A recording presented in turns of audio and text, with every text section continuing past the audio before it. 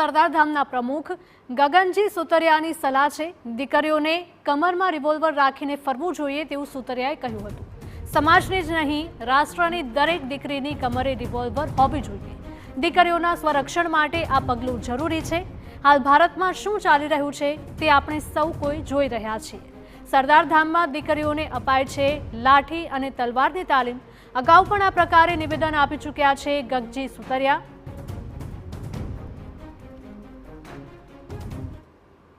સમાજની નહીં સમગ્ર દેશની દીકરીઓ બહાર શોપિંગમાં જતી હોય ને તો એને કમરે રિવોલ્વર લટકતી હોય છે। साहब हम जो कहत है वो 25 साल की एडवांस विजन की बात कर रहे हैं। इजरायल એવી રીતે ડેવલપ બાય ટક્કર લે છે શા માટે? એક એક વ્યક્તિ ટ્રેનિંગ લીધેલી ડિફેન્સની, એક એક વ્યક્તિ આપણે જોઈ રહ્યા છીએ। બાંગ્લાદેશ જોઈ રહ્યા છીએ, પાકિસ્તાન ઓલી બાજુ, વિષયાંતર નથી કરવું, ટૂંકી જ વાત કરી, બધું જોઈ રહ્યા છીએ। અને અંદર હું હાલી રહ્યું છે દેશમાં એ બધું જોઈ રહ્યા છીએ। આ બધાને કેન્દ્રમાં રાખી અને ફરજિયાત લશ્કરની તાલીમ આપવી જોઈએ। અહીંયા આપણી દીકરીઓને લાઠીની તાલીમ અને તલવારબાજીની તાલીમ આપવામાં આવે છે। આપ સૌની જાણકારી સ્વરક્ષણ માટે।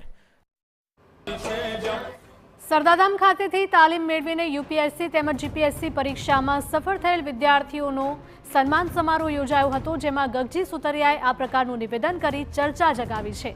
જો કે ગગજી સુતરિયાએ એમ પણ જણાવ્યું હતું કે ભારતમાં હવે દરેક વ્યક્તિને આત્મરક્ષણની ટ્રેનિંગ અપાય તે જરૂરી છે અને તે માટે તે વડાપ્રધાનને પણ રજૂઆત કરશે।